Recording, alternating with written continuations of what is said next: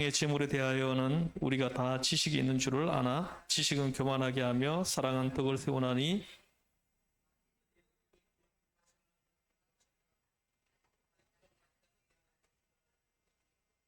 또 누구든지 하나님을 사랑하면 그 사람은 하나님도 알아주시느니라.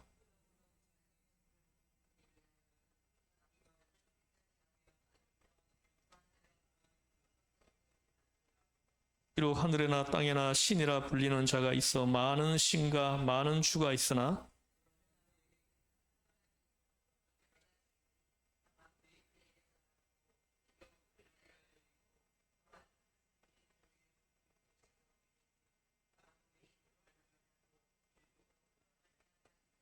그러나 이 지식은 모든 사람에게 있는 것은 아니므로 어떤 이들은 지금까지 우상에 대한 습관이 있어 우상의 제물로 알고 먹는 고로 그들의 양심이 약하여지고 두려워지느니라.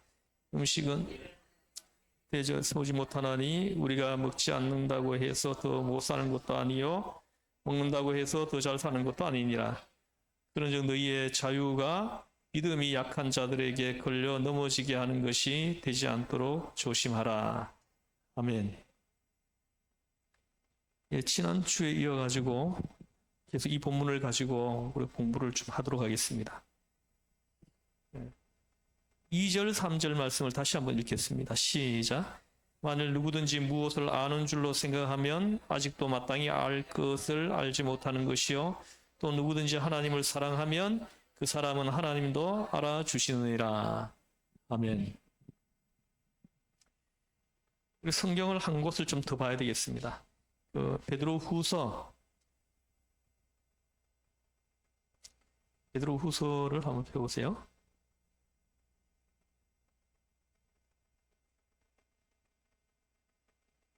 이 장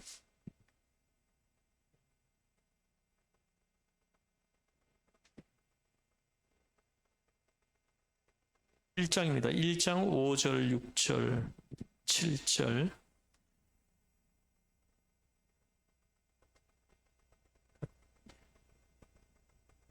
8절까지 같이 읽겠습니다.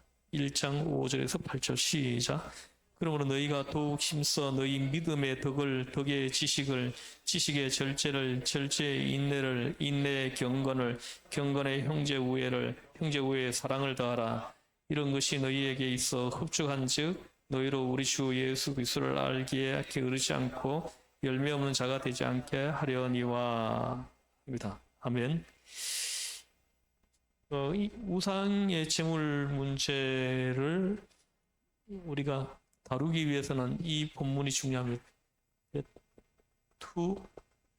1장 5에서 8절 믿음의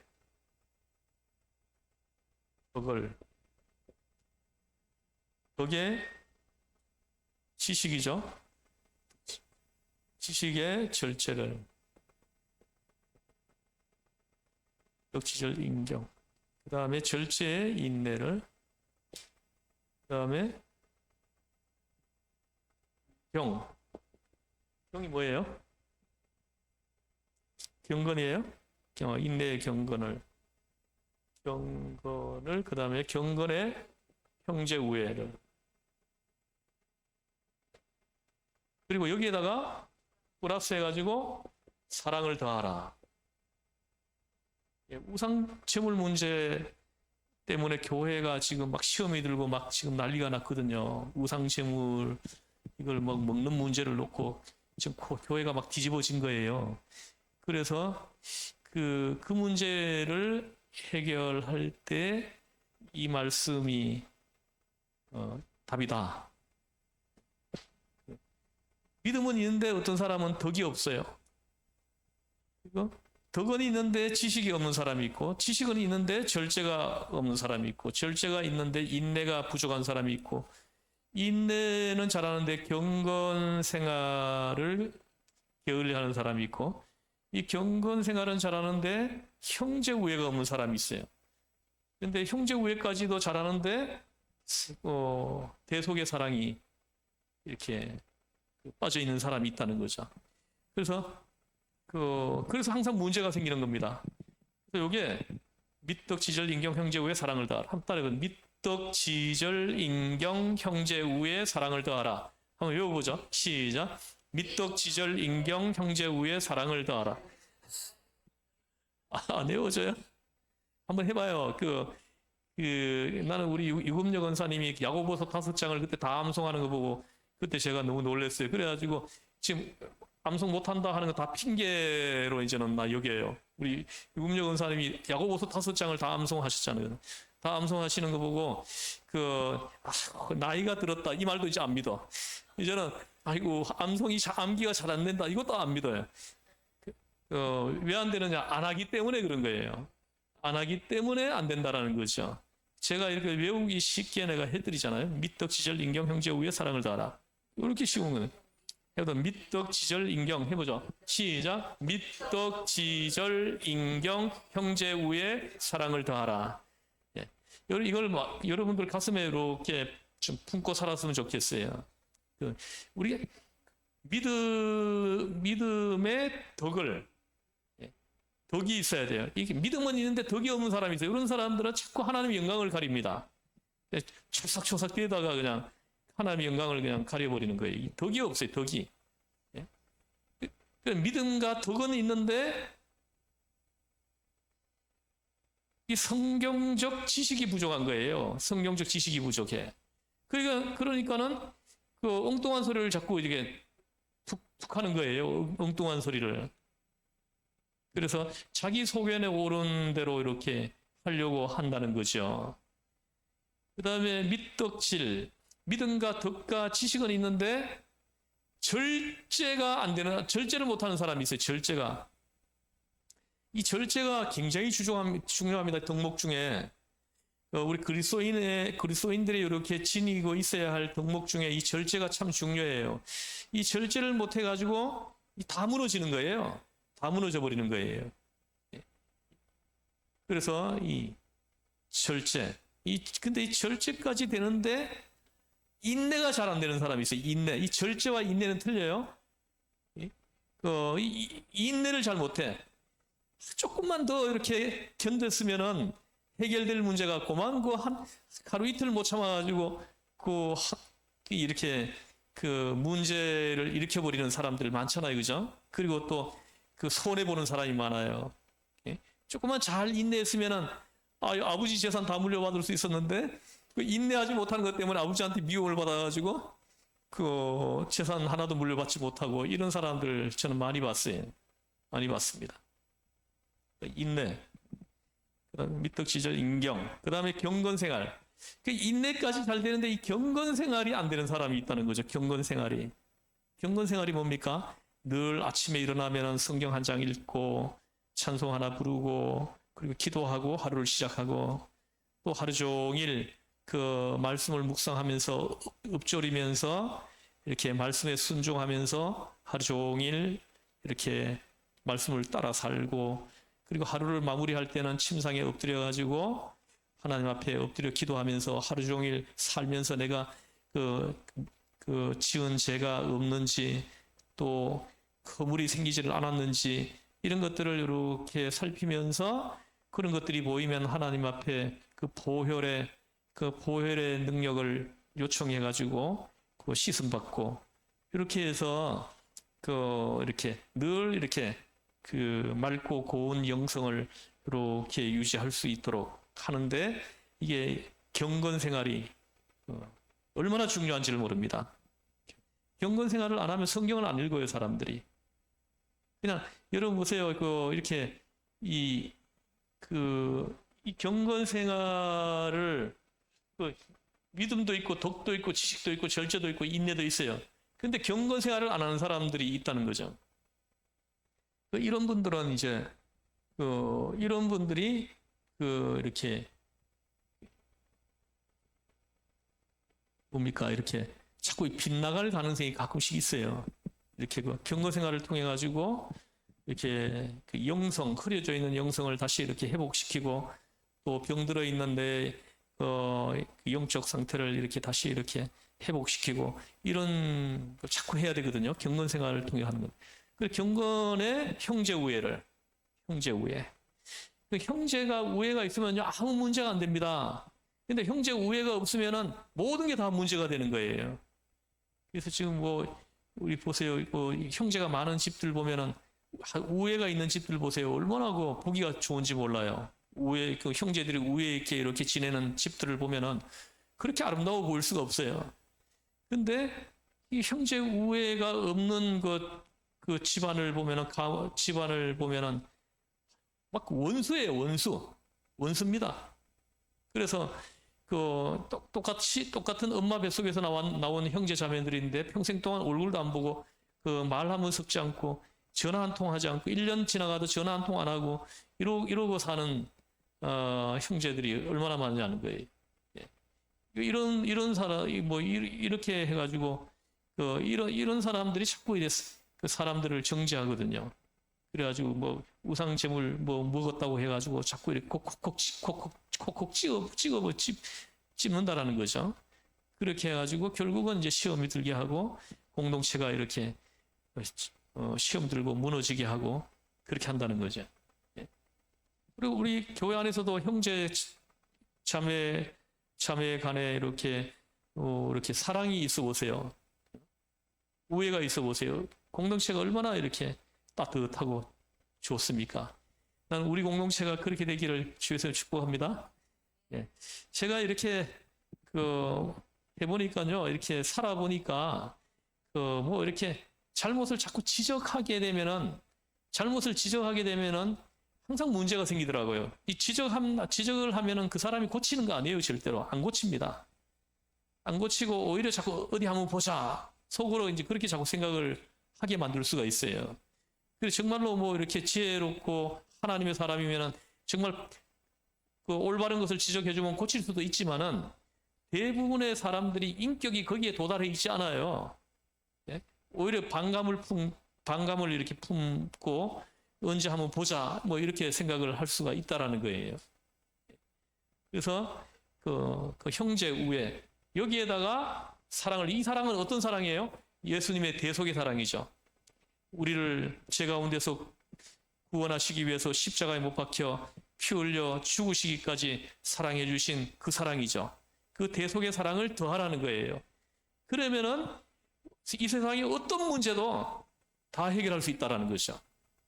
이 우상제물 문제 이거 아무것도 아닌 거예요. 아무것도 아닌 거죠. 근데 사실은 이게 안 돼 가지고 생기는 거거든요. 모든 문제들이 생기는 거예요. 그래서 2절, 3절 방금 읽은 2절, 3절을 보시면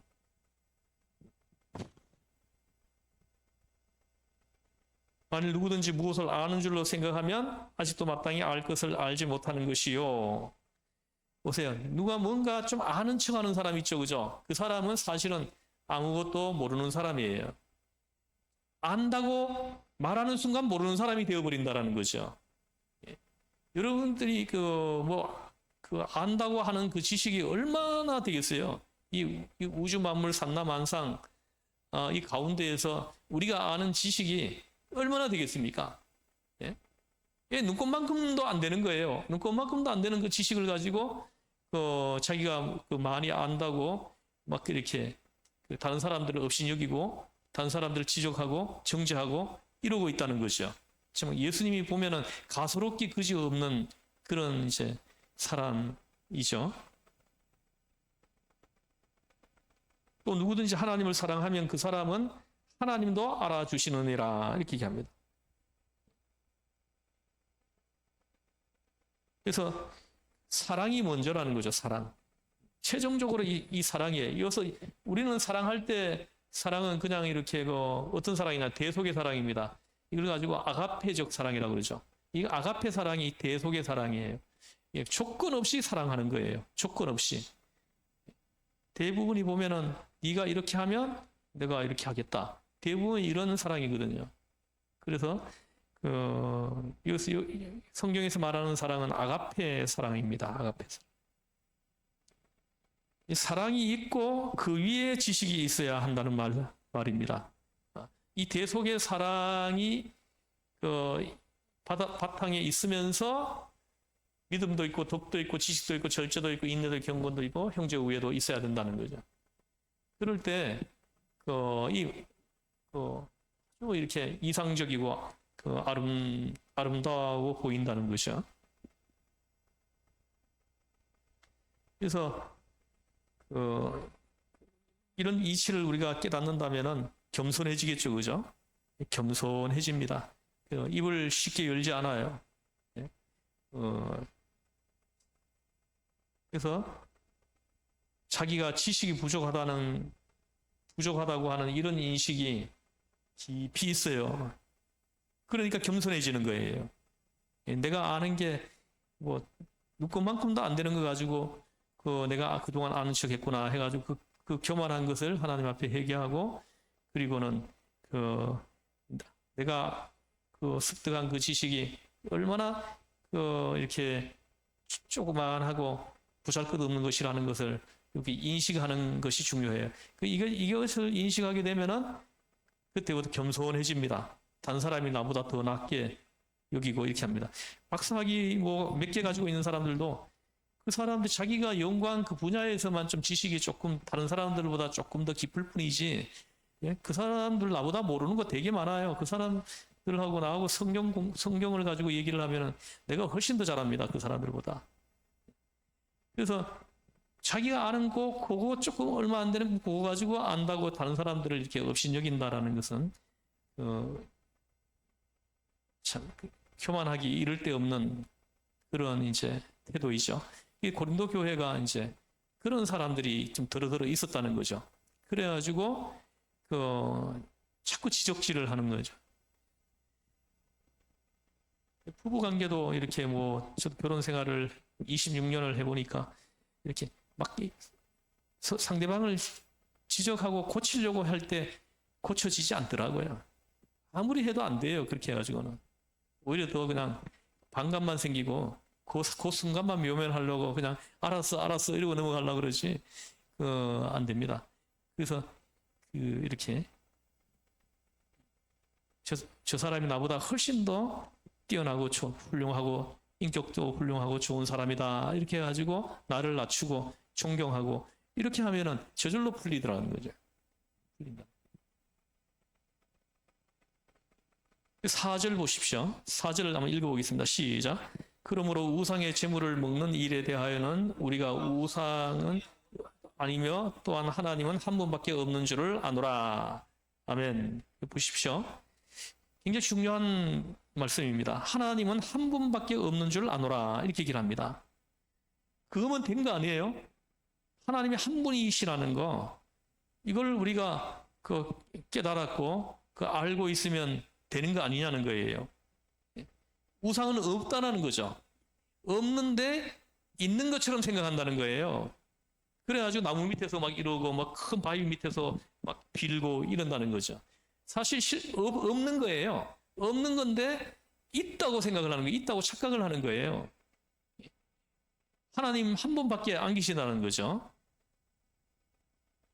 그렇다면은 자 이런 걸 전제해가지고 우리가 그 우상의 제물을 생각하면은 이 우상의 제물은 아무것도 아닌 거가 되는 거죠. 아무것도 아니에요.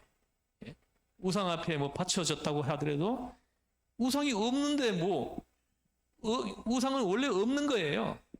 없는데 있다고 생각을 하는 거거든요.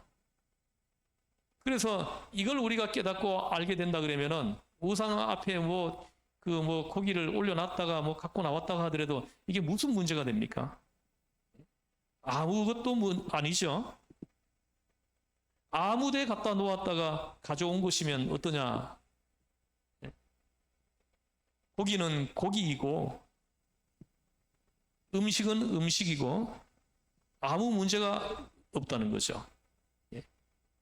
그렇게 생각해야 합니다. 그런데 이렇게 생각할 수 있는 사람이 있고요. 근데 아직 여기까지 생각 못하는 사람이 있거든요. 지금 여러분 중에도 있어요. 여기까지 생각하지 못하는 분들이 있다는 거죠. 지난주에 제가 여쭤봤죠. 우상 제물을 이렇게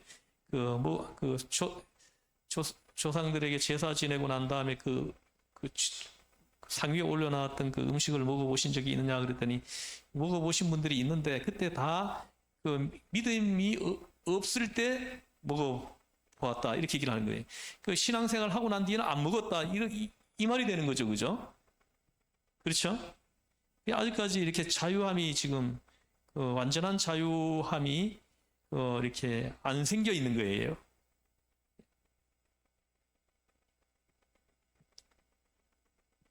그래서 아직까지 여기까지 그 생각이 이르지 못하는 사람이 있는데 왜 그런 거예요? 그동안 너무 오래도록 우상을 섬겨왔기 때문인 겁니다. 너무 오랫동안 우상을 섬겼다. 예를 들어서 보세요. 이 불교를 믿는 사람이 예수를 믿으면 불교식으로 믿어요. 그리고 무당이 전도를 받아가지고 믿는 사람도 있더라고요. 무당이. 그래가지고 그 무당이 예수를 믿으니까는 그 무당기가 있어가지고 이렇게 무당 비슷하게 그냥 비슷하게 이렇게 믿어요. 예?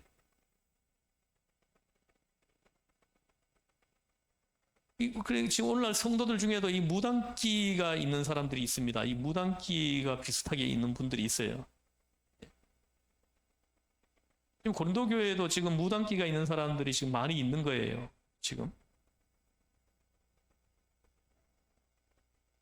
너무나도 그쪽을 많이 알고 있기 때문인 거예요. 예? 무당시설 오랫동안 했으니까 그쪽을 너무나 많이 알고 있잖아요. 그죠? 지금 현재 내가 어느 날 어떤 그냥 동기가 있어가지고 어떤 큰 충격이 있어가지고 예수를 믿게 되긴 했지만은 무당시설을 하면서 그쪽을 너무 많이 알고 있거든요. 너무 많이 알고 있는 거예요. 그쪽에 너무 많이 젖어 있었기 때문에 그 느낌이 그렇지를 못하다는 거죠. 생각에야 이건 고기다, 우상의 제물이라 하지만 아무것도 아니다 하고 생각하면서도 먹을 때마다 꺼림칙한 거예요. 먹을 때마다 꺼림칙하는 거예요. 이 거리끼는 바가 있는 거죠. 이렇게 되면은 먹어도 그게 소화가 안 될 거예요, 아마. 뭔가 찝찝하게 자꾸 먹으니까 그 소화가 되겠습니까? 그리고 또 양심의 손해를 보죠. 양심이 어지러워집니다. 양심이 약하기 때문에 더러워지는 것입니다. 그러면 신앙도 흔들리게 되어 있어요. 사도 바울은 보세요. 7절 보십시오. 7절을 읽어볼게요. 시작. 그러나 이 지식은 모든 사람에게 있는 것이 아니므로 어떤 이들은 지금까지 우상에 대한 습관이 있어 우상의 제물로 알고 먹는 거로 그들의 양심이 약해지고 더러워지느니라. 이렇게 말씀합니다. 그래서 이 지식은 모든 사람에게 있는 것이 아니므로 이 지식은 모든 사람이 가지고 있는 것이 아니다. 이렇게 말씀하는 거예요.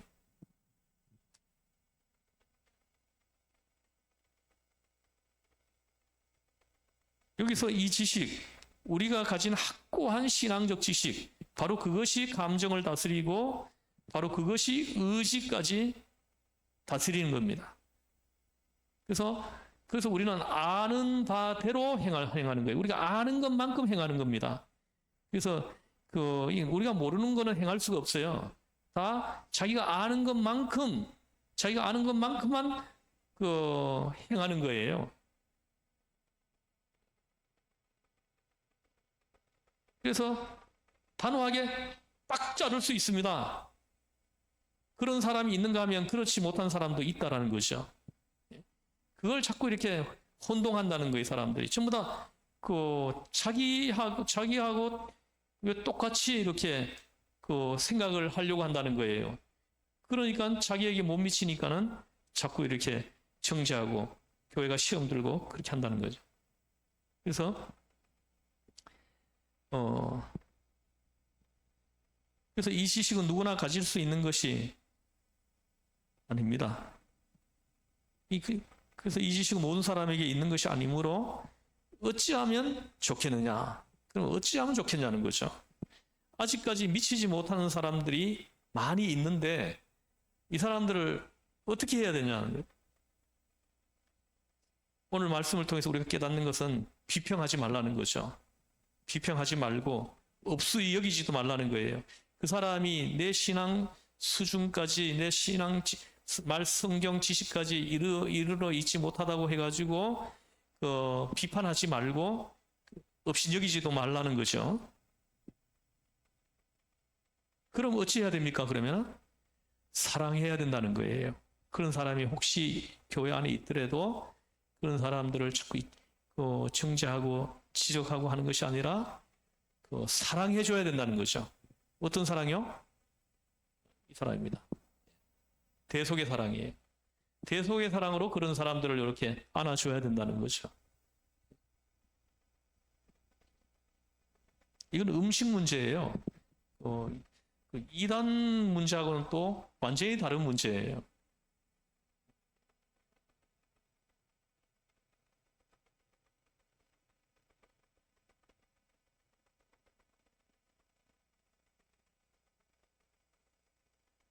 사랑은 이렇게 여러 가지로 표현이 되는데요. 그 중에 하나가 상대방 입장에서 이해를 하는 겁니다. 이게 사랑이에요. 이 사랑은 내 입장에서 생각하는 것이 아니고 상대방 입장에서 생각을 해주는 거. 여러분 사랑이 뭐냐? 사랑의 정의를 내려주잖아요. 상대방 입장에서 생각해 주는 거. 이게 사랑이라는 거예요. 또 우리 고린도전서 13장 가면 사랑을 잘 정의해 놨는데 거기 보면 사랑이 뭐냐? 첫 번째가 뭐예요? 예, 오래 참고. 사랑은 오래 참고. 그다음에 뭐예요? 온유하고. 보세요. 이 온유한 거 이것도 사랑이에요. 오래 참아주는 거 오래오래 참. 제가 자식들을 키워보니까요. 정말로 오래오래 참아줘야 돼요. 오래오래 기다려줘야 돼. 그래가지고 한 아이가 이제 성인이 되는 거예요. 근데 성이 안 찰 때마다 그냥 싸대기 때리고 하면은 안 되죠. 저는 우리 아이들을 키울 때 몇 가지 원칙을 정해놓고 이렇게 키웠습니다. 근데 제가 그 중에 원칙 하나는 뭐냐면 주일날은 아이들이 아무리 잘못을 해도 내가 그날은 다 용서하는 거예요. 다 용서했습니다. 아무리 도둑질을 하든 뭘 하든 주일날은 제가 어떤 경우에도 매를 안 댔어요. 너 예수님 덕 봤다. 예수님 때문에 너 용서받았다. 그리고 혼을 내지 않았습니다. 예수님 때문에 너가 용서받았다. 예수님의 대속의 사랑을 가르치는 거예요. 그래서 우리가 이 삶으로 가르쳐야 되거든요. 그래서 애들이 이래요. 주일날 주일날도 속 썩일 때가 있습니다. 있는데 그래가지고 내가 혼을 내려고 하면은 아빠 오늘 주일인데요 이런다고. 오늘 주일이래. 아 그렇구나 오늘 주일이구나. 아이고 이놈이 너 오늘 예수님 덕을 엄청나게 봤다. 너 오늘 평일 같았으면 너 20대 매를 아랫종아리 매 맞았을 텐데 20대 사함을 받았구나 예수님 때문에. 그래서 예수님의 대속의 사랑을 그렇게 배우는 거예요. 우리는 그보다 더한 죄를 지은 죄인이잖아요, 그죠? 그런데도 다 용서받았잖아요, 그죠? 다 용서받은 거 아니에요? 우리가 의인이어가지고 우리가 예수님 사랑을 받는 거 아닙니다. 죄인이기 때문에 사랑을 받는 거예요. 그래서 상대방 입장에서 이해를 해주는 거죠. 아, 그렇겠다. 나도 너의 입장이었으면 너보다 더 심하게 했을 것 같다. 이렇게 얘기해 주는 거죠. 보세요. 우상, 조상에게 제사를 그냥 수십 년 동안 지낸 사람이 예수를 믿었어요. 그러면은 그 사람이 그 끼가 아직 있거든요. 그 끼가 아직 남아 있어요. 그러면은 그럴 때 이렇게 얘기해 주는 거죠. 아, 그렇겠다. 그렇게 오랫동안 그 제사를 지내왔는데 지금 이 정도 이렇게 바뀐 것만 해도 아주 훌륭하다. 아유, 참 너무 잘한다. 나 같았으면은 아직 몇 년 동안 그때 그 버릇이 나올 것 같은데 어떻게 그렇게 잘 컨트롤하고 잘하느냐고 이렇게 해주는 거죠. 상대방 입장에서 이렇게 이해를 해주고 생각을 해주는 겁니다. 부부간에도 이런 이제 이렇게 덕을 가지고 이렇게 서로를 대하면은 부부간에 아주 행복하게 살 수 있어요. 서로 이렇게 손 꼭 잡고 그렇게 살 수 있죠. 근데 어느 목사님이 써놓은 책을 봤습니다. 그 책에 나오는 내용을 좀 옮겨보면 이 목사님이 어느 날 예수 믿은 지 얼마 안 된 집을 신방을 갔대요. 신방을 갔는데 집에 들어가 보니까 부적이 곳곳에 붙어 있더랍니다. 부적이 뭐 안방 문 앞에도 붙어 있고, 뭐 현관문 들어가는 거기도 붙어 있고, 뭐 애들 방에도 붙어 있고, 뭐 방마다 부적이 붙어 있더라는 거예요. 근데 저걸 왜 안 떼냐고 그러니까는 못 떼겠대요, 자기가. 못 떼겠대. 떼면은 뭔가 무슨 일이 일어날 것 같아가지고 집집에서 못 떼겠다고 막 그러더라는 거죠. 예. 그래가지고 이 목사님이 그걸 하나하나 다 떼가지고 그걸 불에 다 태워주고는 왔대요. 불에 태워주고 왔다는 거죠. 그런데 부적을 불 태워주고 왔는데 그 다음에 방문해 보니까 또 붙어 있더라는 거예요. 또 붙어 있더라는 거죠. 그러면 여러분들은 어떻게 말을 해요? 그럴 때? 만약에 그런 상황 앞에 여러분이 있다면은 어떻게 할 것 같아요? 어떤 태도를 보일 것 같아요? 예? 얘기 좀 해봐요.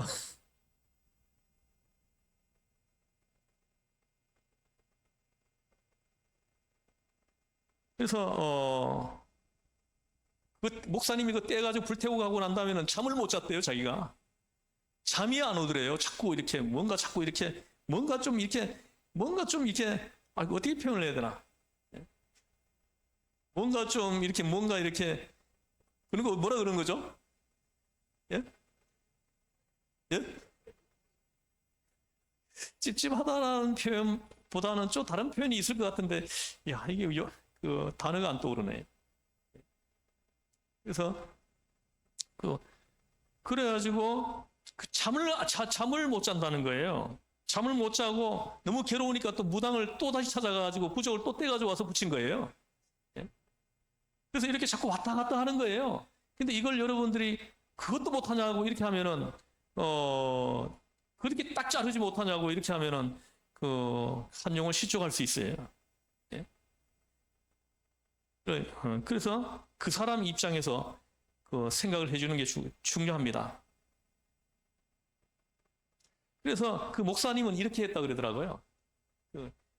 떼가지고 불태워놓고 오니까 또 붙여놔가지고 목사님이 그때 이렇게 했다 그러더라고요.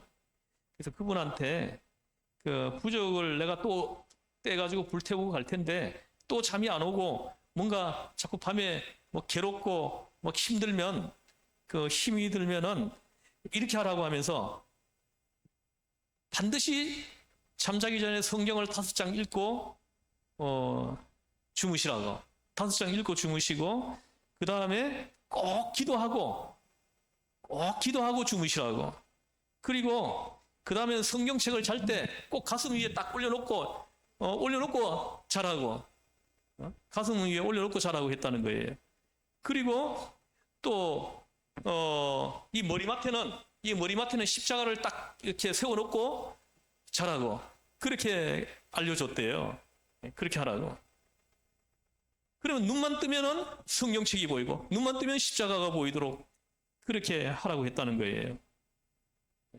그리고 또 저 발끝에 저쪽의 벽에는 예수님 사진을 걸어 놓으라고 했다는 거예요.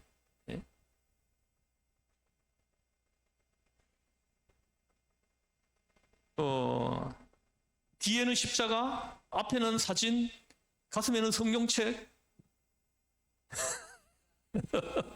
그렇게 가르쳤더니 실천을 하더니 과연 잠이 잘 오더라는 거예요. 이 사람은 그렇게 해야 잠이 오는 거예요. 이 사람은. 그래서 지금 현재 우리의 입장에서 그 사람을 자꾸 보면 안 된다라는 거예요. 무슨 말씀인지 이해하십니까? 예? 이런 걸 가지고 이 신학적 용어로는 기능대치라고 합니다. 기능대치.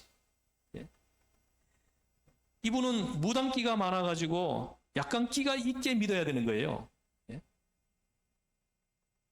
그러나 늘 그렇게 하지는 앉더라는 거예요. 그래가지고 한 6개월 지나더니 이제는 괜찮아졌다고 하면서 성경책 가슴에 안 올려놓고 자도 잠이 잘 오고, 예? 또 이렇게 뭡니까? 예? 또 뭐 십자가 머리맡에 안 두고 자도 이제 잠이 잘 온다고 그렇게 얘기를 하더니 기다려주니까 그렇잖아요. 기다려주니까 이제 나의 신앙 수준에 이렇게 이르는 거예요. 이렇게 이른 거죠. 그렇게. 무슨 말씀인지 이해하십니까? 이렇게 기다려줘야 되는 거죠.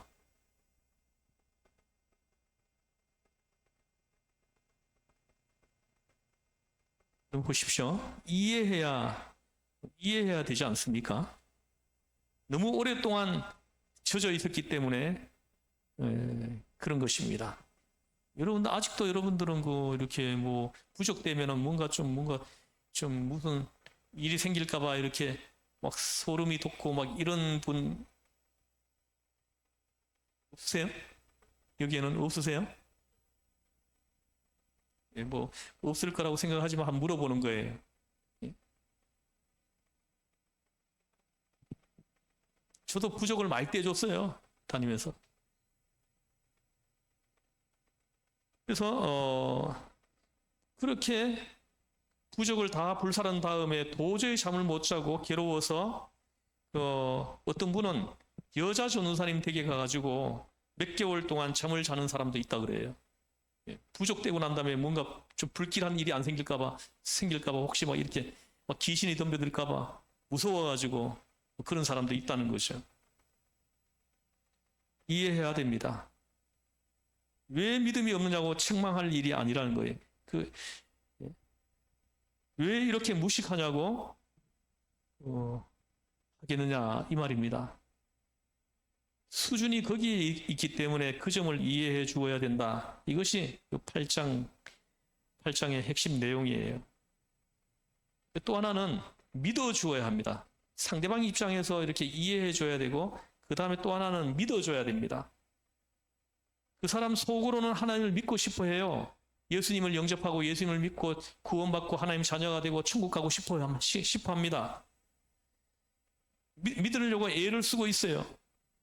그런 중심을 우리가 믿어줘야 된다는 겁니다. 저도 보면 목회를 해보니까 참 이렇게 이 정도 시간이 지났으면 좀 이렇게 변화가 어느 정도 내가 원하는 만큼 되어야 되는데 안 되는 분이 있어요. 안 되는 분이 있습니다. 그런데도 제가 이렇게 보면은 자기가 안 되는 그것이 자기는 괴로운 거예요. 자기는 예수님을 잘 믿으려고 하는데 잘 안 돼가지고 괴로운 거예요. 그게 이렇게 저의 눈에 보이는 겁니다. 그래서 그분을 위해서 축복하고 또 기도해주고 그렇게 또 계속 기다려주는 거예요. 기다려줍니다. 그 중심에 예수님을 잘 믿어보려고 애를 쓰는 그 구석을 이렇게 믿어주는 겁니다. 믿어주는 거예요. 진실을 믿어주는 것이 중요하다는 거죠. 그리고 기다려 주어야 된다는 겁니다. 이것이 사랑이라는 겁니다. 여기서 사랑을 더하라 할 때 이 사랑이 바로 그런 사랑이라는 거예요.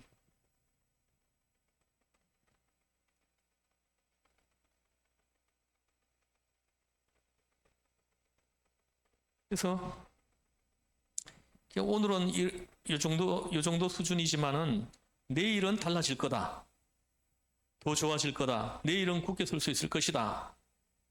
그때까지 기다려줘야 되는 겁니다. 어떤 사람은요 20년 기다려줘야 돼요. 어떤 사람은 30년 기다려줘야 되는 사람도 있어요.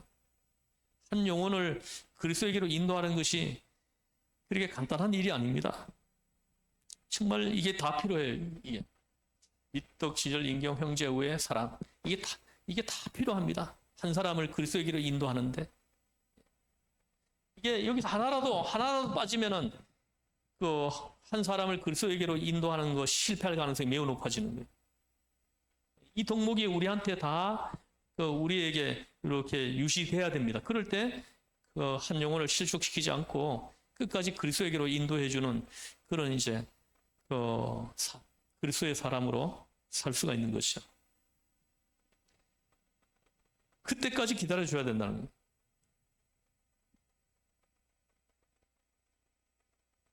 지금은 우상 제물이라고 하면서 못 먹습니다. 안 먹어요. 그러면 못 먹으면 먹지 말라고 해요. 그분의 그 영혼 구원을 위해 가지고 우린 그렇게 해야 됩니다. 지금 못 먹겠으면은 안 먹어도 된다고. 그러나 이 사람이 끝까지 그럴 것이 아니라는 거죠. 하나님의 성령이 도와주셔 가지고 이 사람의 믿음을 끌어올려 준다는 거죠. 어느 순간에 끌어올려 가지고 나도 먹고 저도 먹고 그렇게 할 수 있는 날이 찾아온다는 거예요. 그때까지 우리가 기다려줘야 된다는 거죠.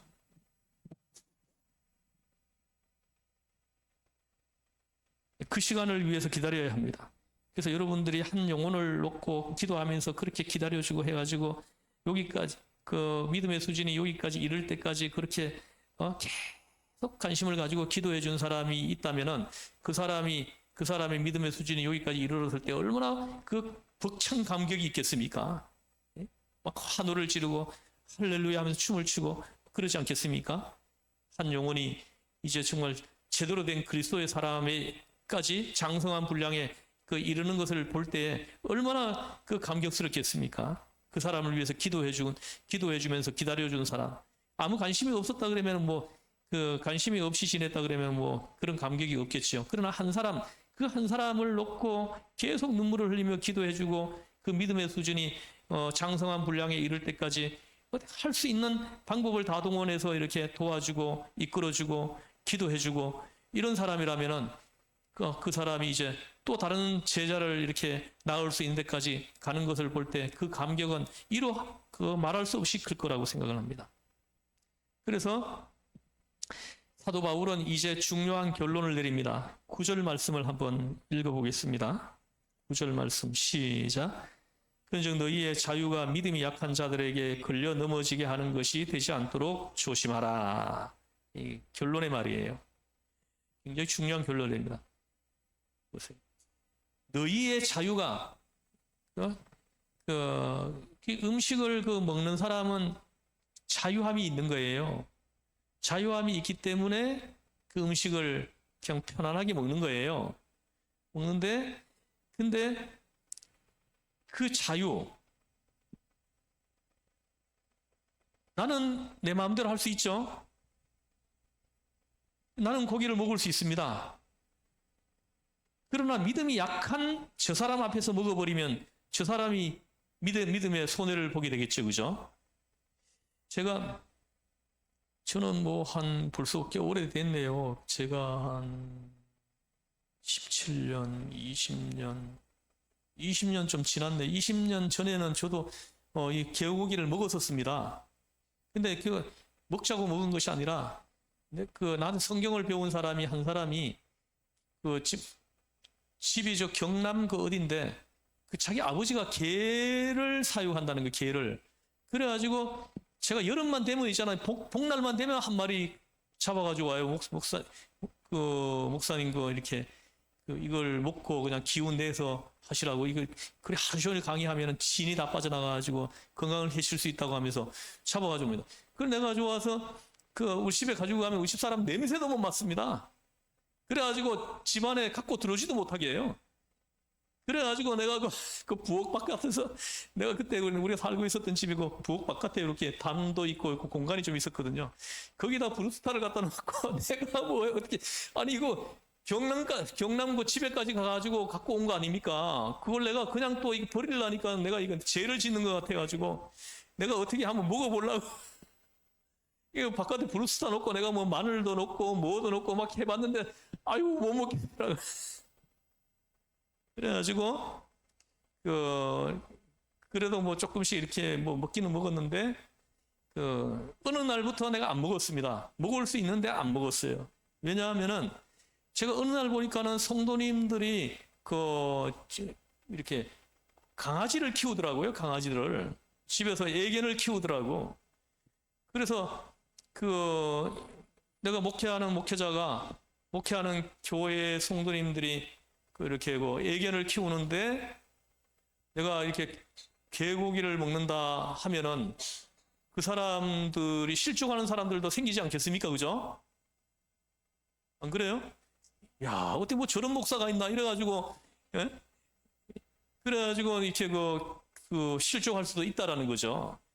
그래서 제가 그런 어느 날 기도하는 가운데 그 강아지를 집에 키우는 사람들이 얼굴이 떠오르더라고요. 기도하는 가운데.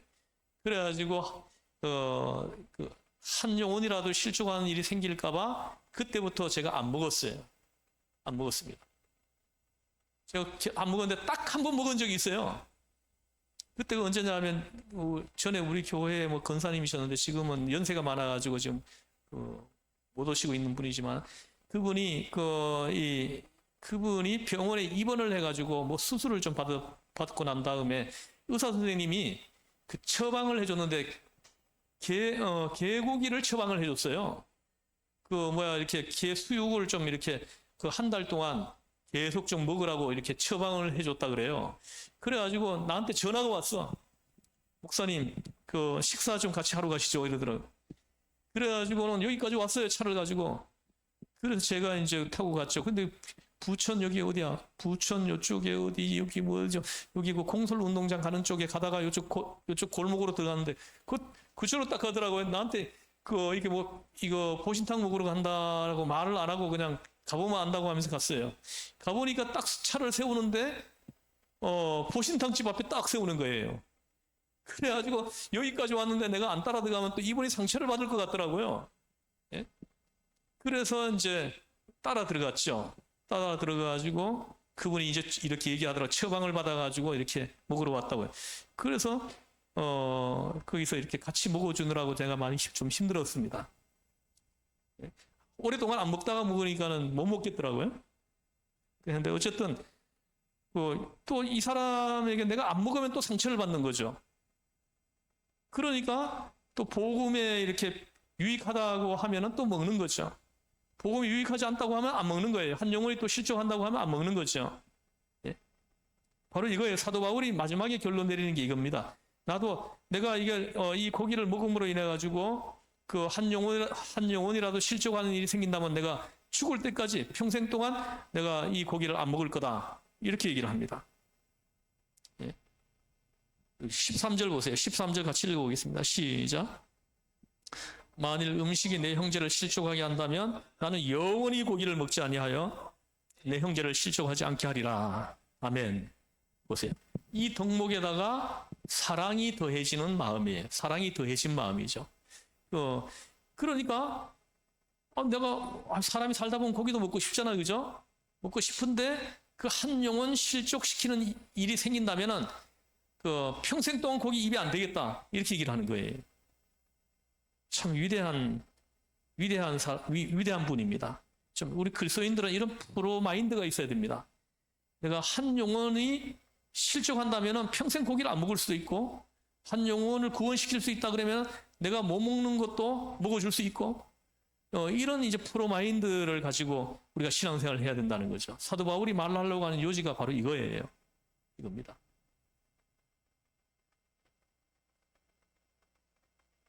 그래서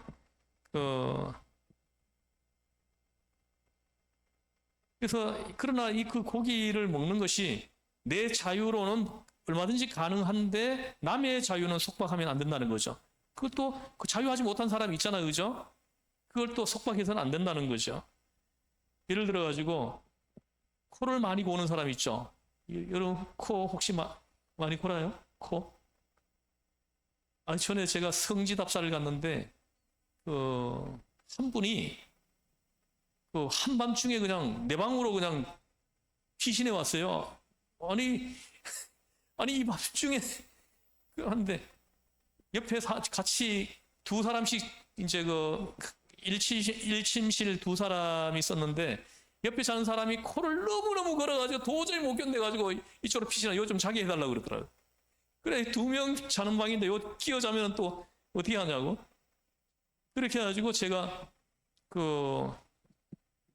했죠. 그런데 또 그래 자다가 한번 잠을 깨니까 잠이 안 오더라고요. 근데 이 사람 눕자마자 잠이 들더라고요. 근데 이 사람도 코를 골더라고요. 그래가지고 그래, 제가 잠을 진짜 한 번도, 한 시간도 못 자고 그냥 꼬박 세운 적이 있습니다. 예? 자기가 코 고는 건 자유죠? 자유예요. 그러나 남을 잠 못 자게 하면 안 되는 거죠. 예? 자기가 바깥에 나가 자더라도 다른 사람을 잠을 못 자게 해서는 안 되는 거 아닙니까? 자기가 코를 고는 자유는 있어요. 그러나 다른 사람한테 피해를 주면 안 되는 거죠. 내 자유가 다른 사람을 속박해서는 안 된다는 거죠. 그래서 뭐 부부 사이에서 뭐 남편이 그 코를 곤다 그러면 그 부인이 그 괴로울 거예요. 이 사람은 다른 사람, 남 같으면은 뭐 같이 잠 안 자면 되잖아. 그죠? 다시 안 만나면 되는 거고. 그러나 부부는 어디 피할 데가 없잖아요. 그러면 어떻게 해야 되겠습니까? 그럴 경우에는.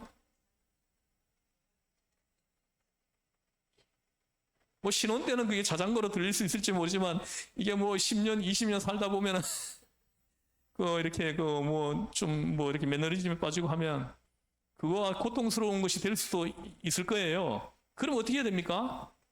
내 배우자를 위해 가지고 코를 안 골도록 하는 조치를 해야 되죠. 병원에 가서 뭐 수술을 한다든가 이렇게 해가지고 코를 안 골도록 해야 되는 거죠. 예? 그런 노력을 하나도 안 하고 그 코를 고는 걸 어떻게 하냐고 하면서 이러면은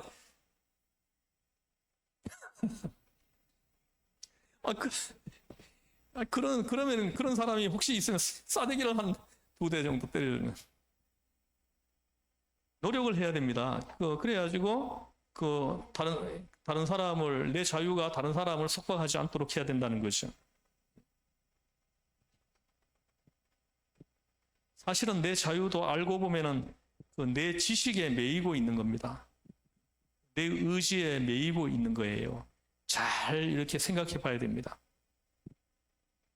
여러분, 우리는 모름지기 사랑에 매여야 하는 것입니다. 이 대속의 사랑에 매여 있어야 돼요.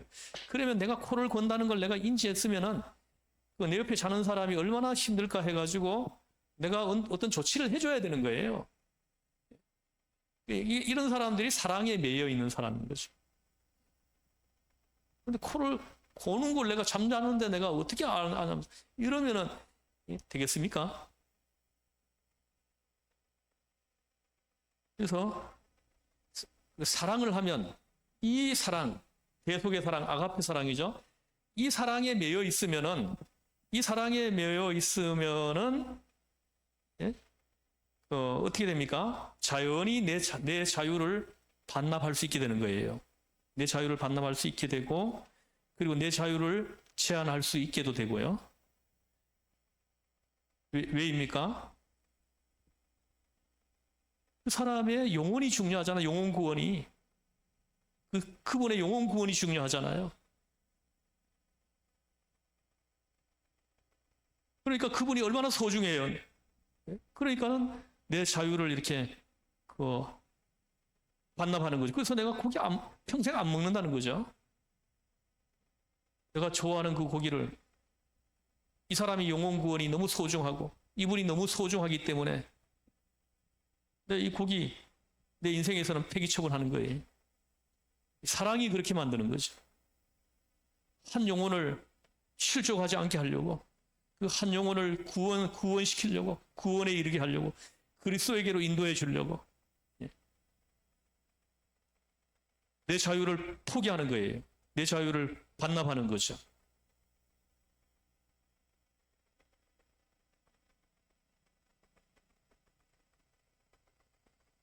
그래서 먹을 수 있는 것도 먹지 않고 해야 할 말도 하지 않고 할 수 있는 일도 하지 않으면서 삼가하게 되는 겁니다.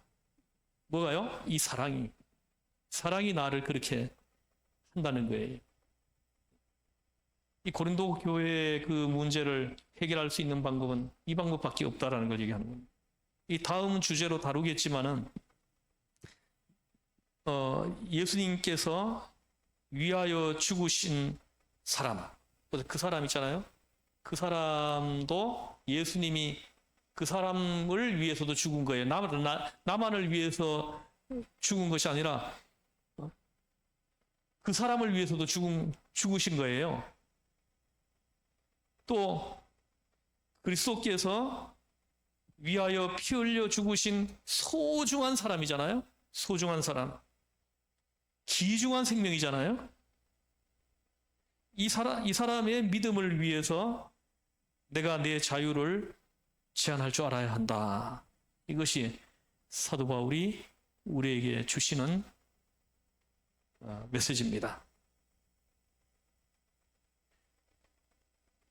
기도하겠습니다. 하나님 아버지,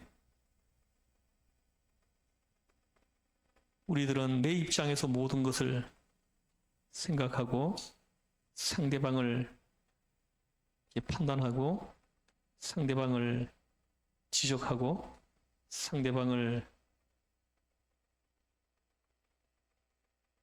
미워하고 있습니다.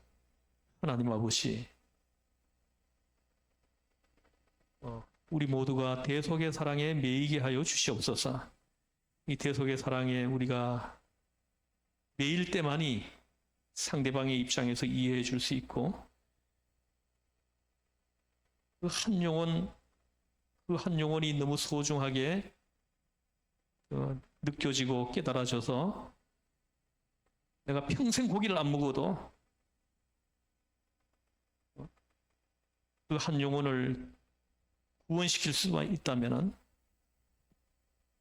기뻐하고 감사하고 하나님 앞에 찬양을 올려드리는 이런 귀한 우리의 신앙의 수준, 믿음의 수준이 되게 하여 주시기를 원합니다. 믿음의 덕의